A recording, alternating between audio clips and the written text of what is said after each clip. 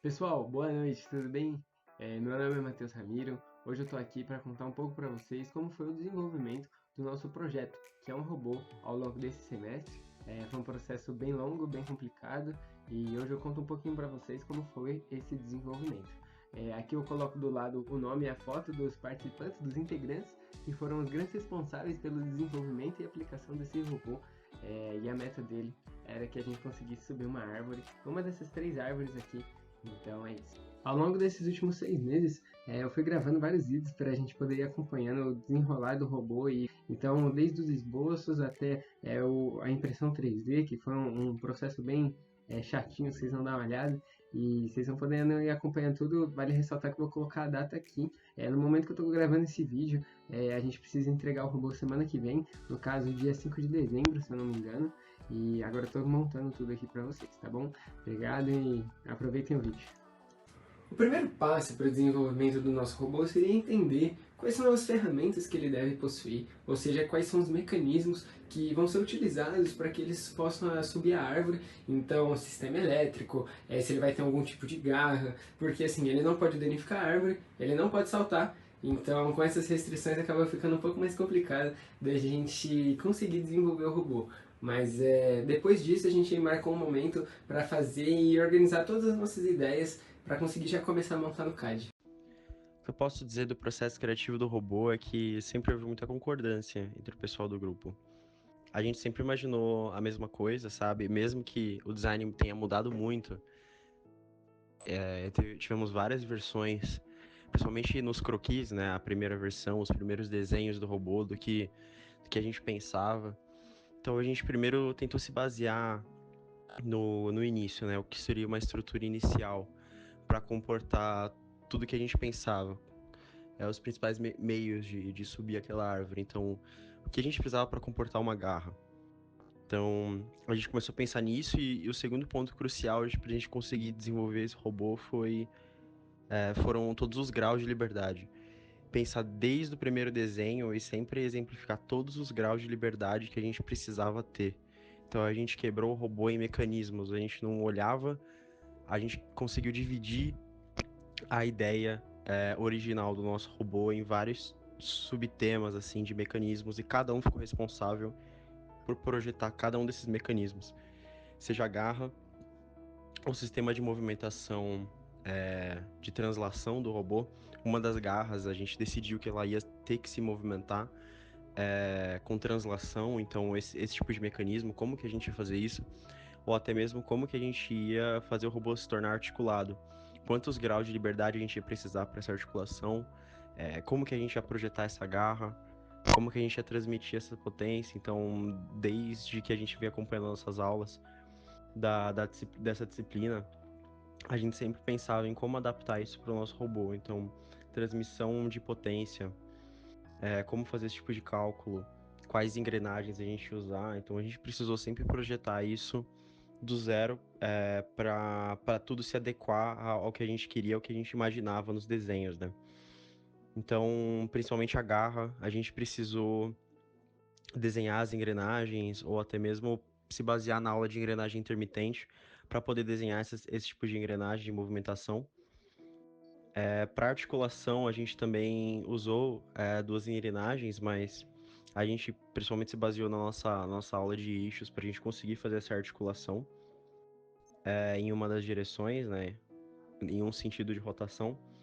E de translação, a gente optou por usar a cremalheira porque era mais fácil. Então, como a gente já planejava desde o início tentar imprimir, fazer a manufatura aditiva do robô, a impressão 3D, em plástico, para o nosso robô ser o mais leve possível, a gente sempre imaginava, não se preocupava com a complexidade que a gente estava projetando. Então, a gente sempre se preocupava em como a gente ia adequar todas as peças do projeto, e não só como que a gente ia fabricar o robô. Então a gente se baseou em engrenagens, cremalheira. Basicamente, o nosso robô ele usa esse sistema de transmissão simples, mas que não seriam possíveis da gente fabricar se a gente não utilizasse da manufatura aditiva. Então, esses três meios, esses três segmentos do nosso robô, garra, articulação e sistema de translação, foram muito bem integrados entre si para tornar esse robô que é mais comprido do que alto, e que dispõe de 3 garras em que as 3 conseguem abrir e fechar de forma independente. Uma delas, a garra central, consegue transladar pelo robô, por um dos lados do robô, e uma articulação no meio do robô para comportar a terceira garra, que seria responsável por pegar a bolinha. Então, esse foi o primeiro processo criativo que a gente fez e depois se aprofundou para a gente montar o robô. Então, o resto seriam só tentar imaginar como ficariam essas peças, até mesmo baseadas em alguns modelos que já existem, mas sempre adaptadas para o que a gente queria. Então, toda a parte, tudo que a gente desenhou, tudo que a gente teve que produzir do zero, a gente sempre detalhou bem e pensou para tudo isso ser integrado da forma mais coesa possível.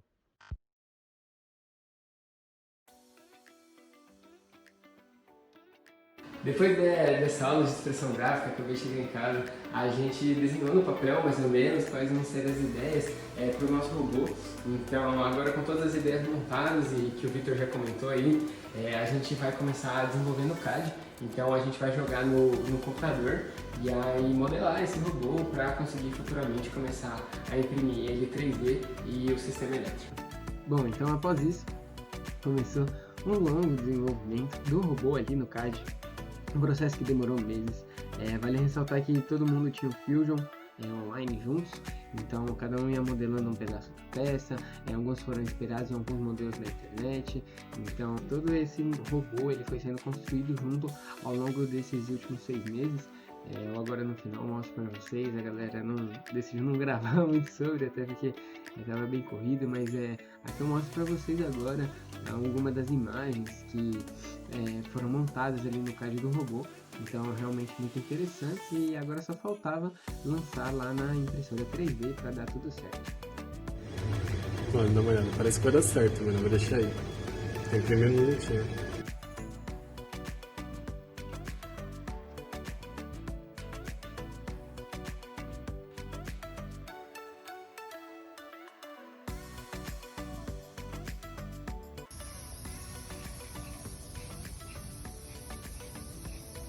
Tá bom. Pessoal, boa tarde. Boa tarde. Estamos aqui continuando fazendo o robô. Agora a gente vai imprimir as peças da garra. Legal. Vai demorar umas 6 horas só.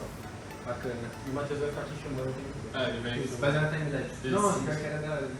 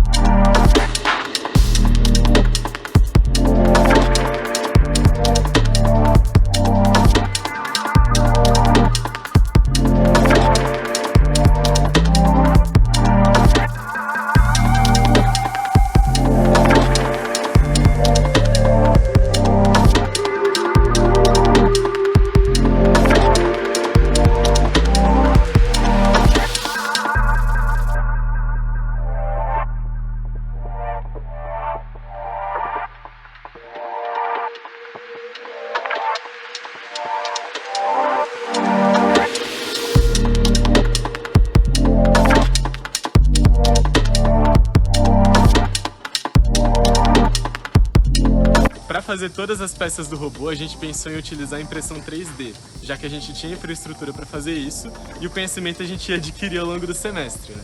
Então essa foi o nosso primeiro empecilho, que a gente demorou para aprender a usar o software de impressão 3D e configurar certo. Aí a segunda parte do empecilho foi que a impressora 3D dava muito problema para toda a peça que a gente queria imprimir. E a gente demorou praticamente um mês para conseguir ajustar ela e começar a imprimir as peças. Mas no final deu tudo certo, a gente conseguiu imprimir todas as peças. A gente fez um tratamento posterior à impressão também, de limar e deixar algumas peças para que o encaixe fosse realizado de maneira certa, também fazer alguns furos nas peças, para conseguir encaixar todo o mecanismo. No fim, eu acho que foi uma experiência legal utilizar a impressão 3D, porque ela é muito versátil, principalmente no sentido da geometria. Inclusive, todas as engrenagens e cremalheiras foram feitas em impressão 3D também, e todas deram certo, porque a impressora 3D, no final das contas, depois que a gente conseguiu configurar bem, funcionou bem. Então, pessoal, é isso. Graças a Deus acabou dando certo, a gente conseguiu imprimir. Como vocês puderam ver, tiveram muitos problemas. Acontece que a impressora não estava dando aquela aderência que é necessário para ser impresso do modelo 3D. E aí a gente teve que jogar um laque, acabou dando uma aderência maior, mas ainda continuou ficando difícil. Quando a gente foi ver, o fio estava emperrado, né, o filamento, então a gente teve que dar uma arrumada também.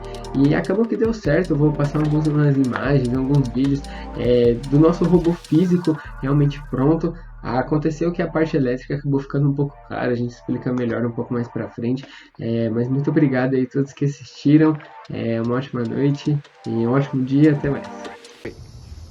Bom, em relação aos custos do nosso robô, a gente estima que ele ficaria numa faixa de preço de 400 a 450 reais, sendo que desse preço, o valor majoritário seria da bateria, uma bateria de 7.4 volts. Em relação ao funcionamento do robô, seria no caso a SP32 controlando por meio de Wi-Fi ou até mesmo Bluetooth os robôs, os servos motores e o motor de forma alternada, de tal forma que a garra do meio abrisse, o motor fizesse ela girar, porque a garra se deslocaria, após isso a garra fecharia e aí o motor giraria novamente e as duas garras laterais andariam novamente. Assim o robô subiria a árvore. Bom, em relação ao funcionamento do robô, ele se baseia no controle de servos motores junto com o motor por meio de uma placa ESP32.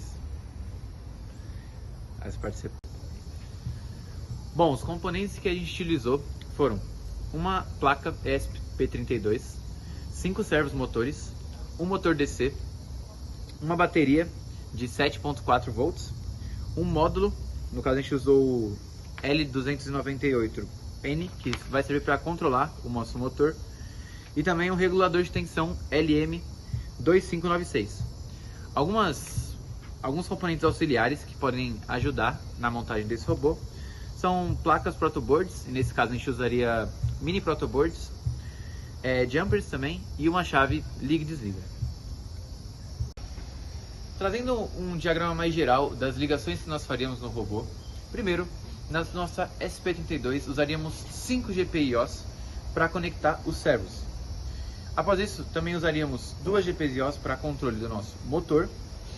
Além disso, a L298N controlaria o motor DC. A bateria precisaria alimentar a LN298N, os servos e também o regulador de tensão. E o regulador forneceria 5 volts para a SP32. Meu nome é Thiago, eu vou falar um pouquinho sobre como foi a minha experiência. Bom, primeiro nós fizemos o CAD em grupo. Nós ficamos muito tempo fazendo o CAD, pesquisamos modelos de peça, como fazer e tal. Aí depois a gente conseguiu imprimir uma impressora 3D, que se encontra no PET. Isso foi muito legal porque eu não sabia mexer em impressora 3D, então foi um aprendizado novo. E depois de impresso a gente começou a polir algumas peças que estavam com excesso de material, com essas coisas, então foi bom também para aprender um pouquinho sobre algumas ferramentas de bancada. Além também do CAD, eu esqueci de citar, o CAD foi muito importante também, eu aprendi coisas novas também, além do que foi ensinado na matéria de expressão gráfica. E foi muito legal também que o trabalho em grupo foi bem desenvolvido, porque todas as etapas foram feitas, pelo menos com mais de uma pessoa, ou com todos, principalmente a montagem, todo mundo conseguiu fazer. E o relatório também foi em grupo também, conseguimos fazer o relatório, tá bem completinho, então é isso. Além disso, a gente está aqui com o Thiago. Thiago, conta pro vídeo, por gentileza, o que você está fazendo aqui. Nós estamos finalizando a montagem da peça, está quase acabando, já acabamos as garras. Falta só fazer o assembly de tudo, fazer o corpo do robô ainda. Bom pessoal, boa tarde, tudo bem? A gente está agora finalizando todos os pedaços do robô, então eu vou mostrar aqui para vocês. Bom, o Victor agora ele está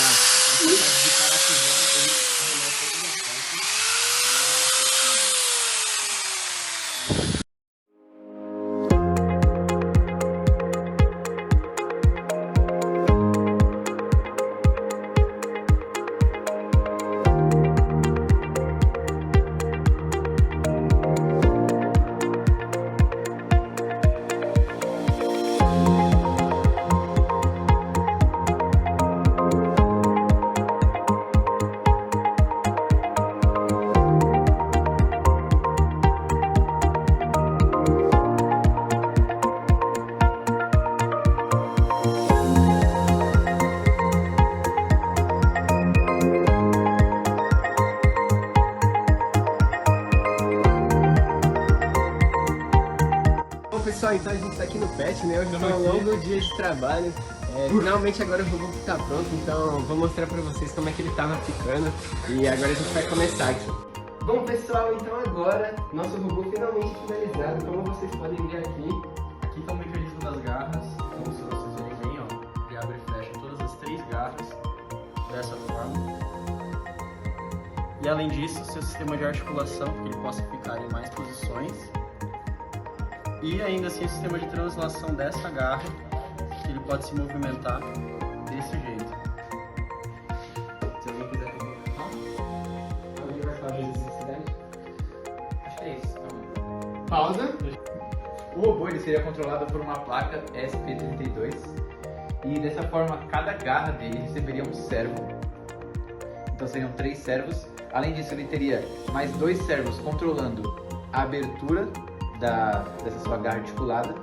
E além disso, teria um motor que seria responsável pela translação da garra do meio. Então é isso, galera. Muito obrigado mais uma vez. Fico aqui à disposição para responder mais algumas dúvidas possíveis do robô.